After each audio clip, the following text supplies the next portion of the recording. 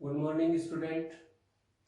बेटा आज हम 12th बायोलॉजी जो है उसका तीसरा चैप्टर हमने जो स्टार्ट कर रखा था, जिसमें हमने परागण जो है वो क्रिया पूरी कर ली थी। उसके बाद निषेचन और निषेचन के पश्चात भ्रूणपोष, ये तीनों पूरा हो गया था अपना। इसके बाद अगला अपना टॉपिक है भ्रूण का परिवर्धन। भ्रूण जो है उसका परिवर्धन कैसे होता है, उसका विकास कैसे होता है। तो देखिए बेटा, भ्रूण का जो परिवर्तन है इसका सर्वप्रथम अध्ययन जो है 1840 में हैंस्टीन नामक वैज्ञानिक जो थे उन्होंने किया था। किसमें किया था? कैप्सेला बर्सा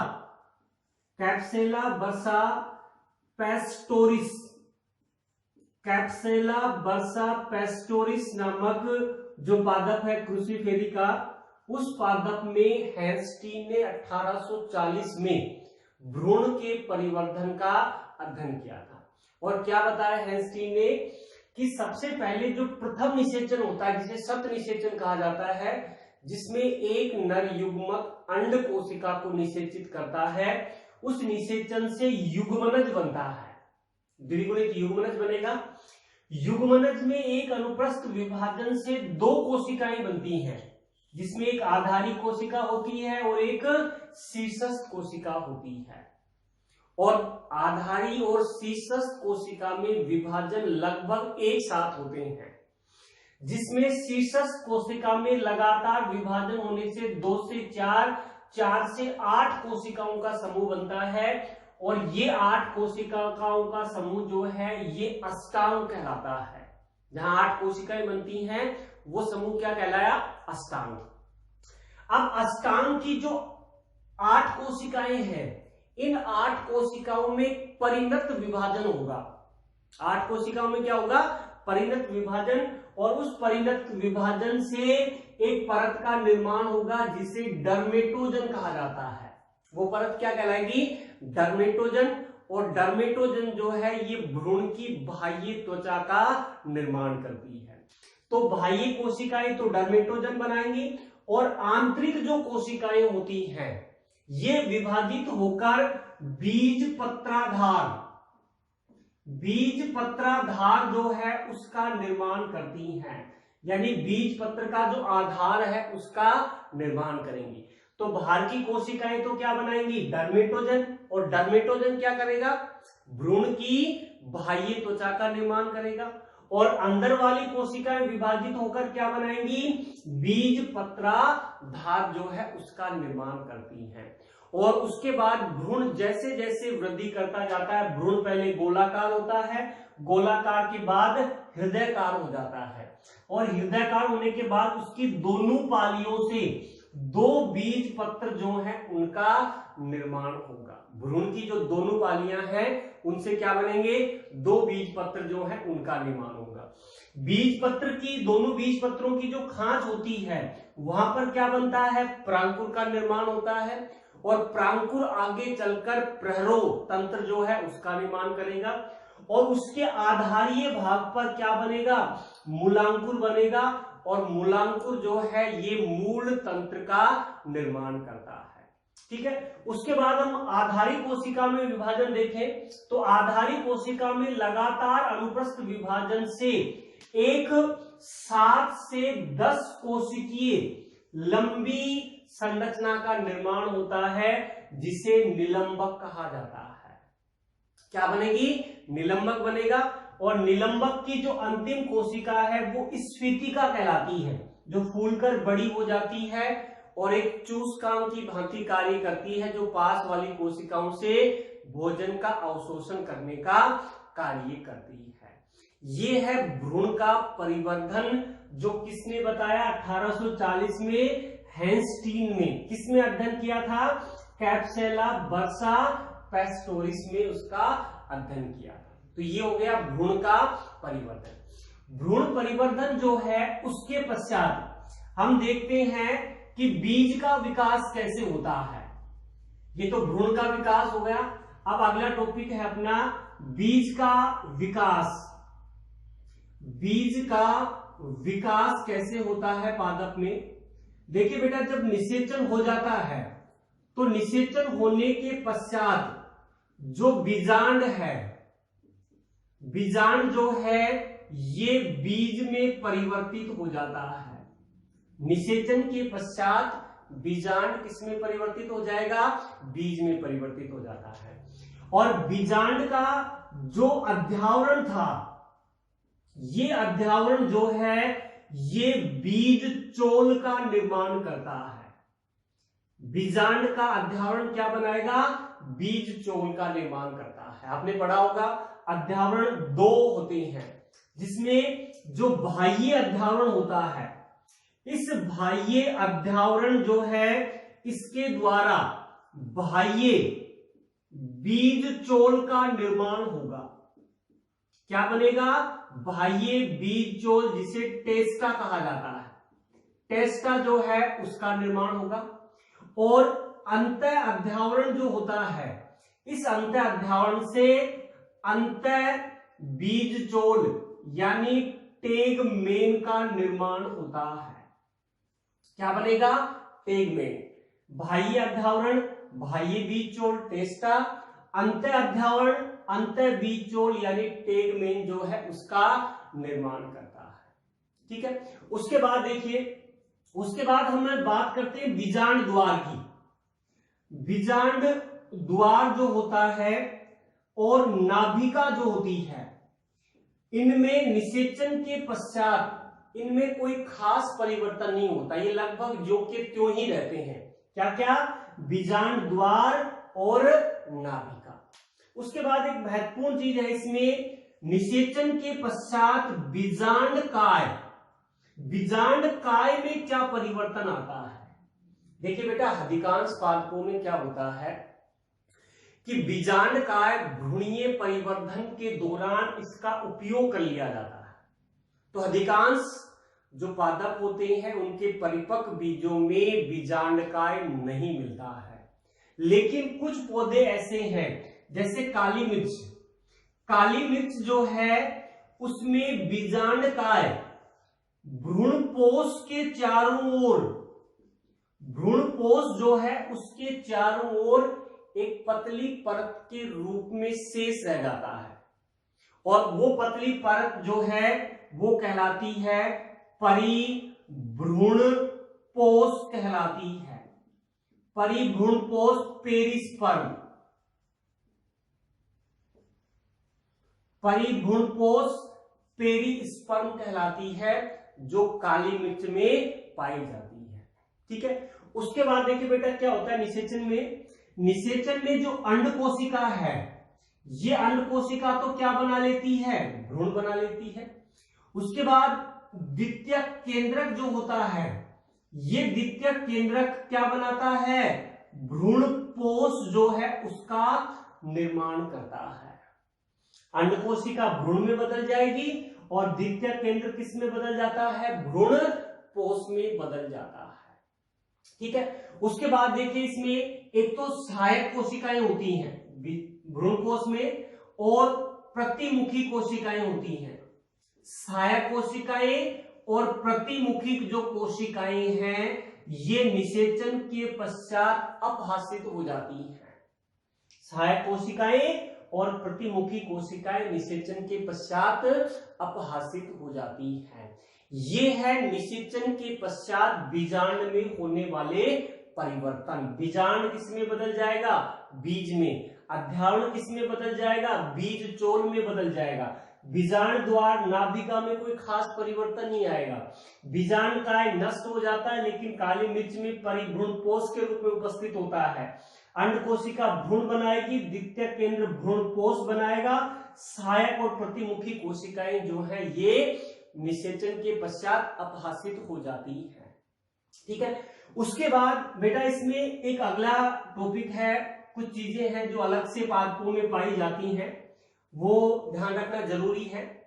जैसे हम बात करें कि कुछ पादप ऐसे हैं जिनमें बीजांड जो है उसके चारों ओर एक मांसल संरचना पाई जाती है, और वो मांसल संरचना एरिल कहलाती है। और इसका उदाहरण है लीची।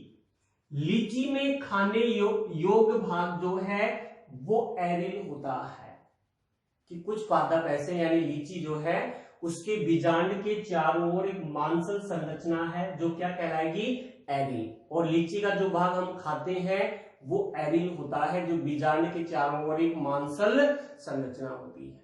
ठीक है, आगे देखिए, आपने सुना होगा अरंड।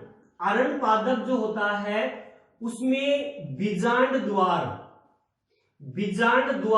के पास एक श्वेत रंग की संरचना पाई जाती है जिसे केरेंकल कहा जाता है। अरंड जो है ये यूफोर्बिएसी कुल का पादप है।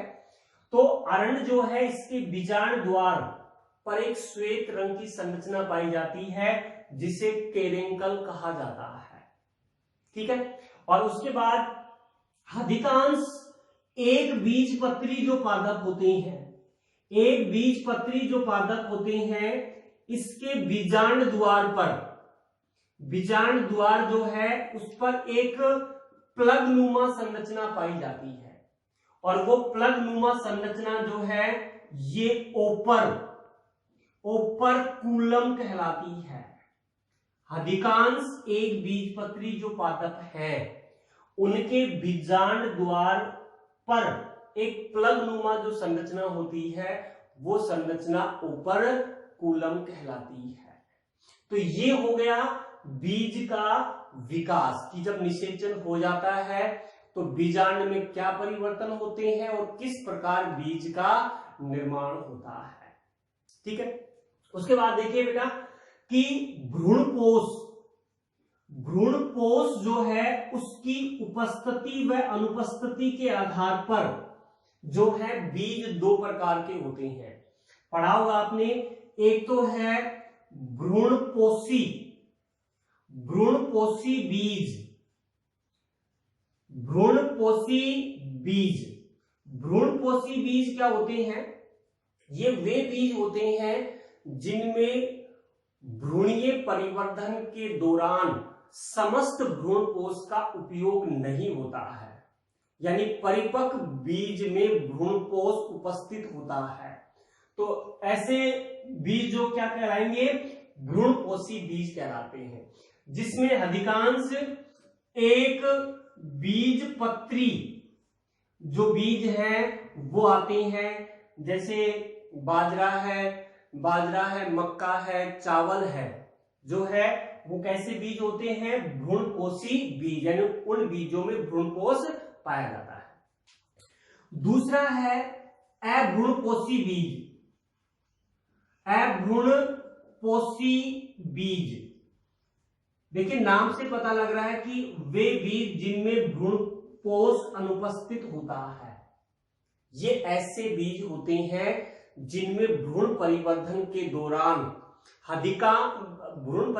के दौरान समस्त भ्रूणपोष का उपयोग कर लिया जाता है, जिसके कारण परिपक्व बीज में भ्रूणपोष अनुपस्थित होता है, और वो कहलाएंगे अभ्रूणपोषी बीज। और इसमें आते हैं अधिकांश द्विबीजपत्री जो बीज हैं वो आते हैं, जैसे चना है, मटर है, मूंगफली जो है वो अभ्रूणपोषी बीज होते हैं। तो ये हो गया अपना बीज का विकास, कि किस तरह बीज का विकास होता है, क्या उसमें परिवर्तन होते हैं और कितने प्रकार के बीज होते हैं। ठीक है, बीज के विकास के बाद अब आता है फल का विकास, कि बीज बनने के पश्चात जब बीज बन जाता है, भ्रूण का परिवर्तन हो जाता है, तो फल का निर्माण कैसे होता है और किस तरह फल जो है वो निर्मित होते हैं। तो अगला टॉपिक हम लेते हैं फल का विकास, कि फल का विकास जो है वो पादप में कैसे होता है। देखिए बेटा, निषेचन के पश्चात अंडाशय जो है ये अंडाशय फल में बदल जाता है, बीजांड बीज में बदल जाता है, और अंडाशय किस में बदल जाएगा, फल में बदल जाता है। और अंडाशय की जो भित्ति होती है, ये अंडाशय की भित्ति जो है ये फल भित्ति जो है उसमें रूपांतरित हो जाती है। अंडाशय फल में बदल जाएगा और अंडाशय भित्ति किस में बदल जाएगी? फल भित्ति में बदल जाती है। उसके बाद देखिए, अंडाशय से निर्मित फल, अंडाशय से निर्मित जो फल होते हैं उन्हें सत्य फल कहा जाता है। वे फल जो अंडाशय से निर्मित होते हैं वो क्या कहलाएंगे? सत्य फल या वास्तविक फल कहलाते हैं, जो अंडाशय से निर्मित होते हैं। लेकिन कुछ पादप ऐसे हैं जिनमें फलों का विकास बाह्य दल पुंज से भी हो जाता है, दल पुंज जो है उससे भी हो जाता है, और पुष्पासन से भी हो जाता है। तो अगर वे पादप जिनका निर्माण अंडाशय से न होकर बाह्य दलपुंज व पुष्पासन से होता है, वो फल आभासी फल कहलाती हैं। आभासी फल कहलाएंगे जिनका निर्माण अंडाशय से नहीं होता है। जैसे हम बात करें, सेब जो होता है ये एक आभासी फल होता है जिसका निर्माण पुष्पासन से होता है। अंडाशय से न होकर किससे होता है? पुष्पासन से होता है। तो सेब क्या है? आभासी फल होता है, सत फल नहीं है सेब। ठीक है। उसके बाद देखिए, फल का निर्माण हमेशा कब होगा? निषेचन के पश्चात। निषेचन के पश्चात अंडाशय क्या बनाएगा? फल बनाएगा। लेकिन कभी कभी क्या होता है कि निषेचन से पहले ही अंडाशय फल में बदल जाता है। सामान्यतः तो निषेचन के बाद अंडाशय फल में बदलता है, लेकिन कुछ पादपों में निषेचन से पहले ही अंडाशय फल में बदल जाता है। और ऐसे फल जो हैं ये कहलाते हैं अनिषेक फल कहलाती हैं, और ये क्रिया अनिषेक फलन कहलाती है। ये क्रिया क्या कहलाएगी? अनिषेक फलन। और ऐसे फल क्या कहलाएंगे? अनिषेक फल कहलाते हैं। और ऐसे फलों में बीज नहीं होते हैं। क्यों नहीं होंगे? क्योंकि निषेचन के पश्चात ही बीजांड बीज में बदलता है। अब निषेचन हो ही नहीं रहा है और उससे पहले ही अंडाशय किस में बदल गया? फल में बदल जाता है। इसी कारण ऐसे फलों में बीज नहीं होते हैं। जैसे पपीता है, अंगूर है, अनानास जो है, ये अनिषेक फल होते हैं। ठीक है।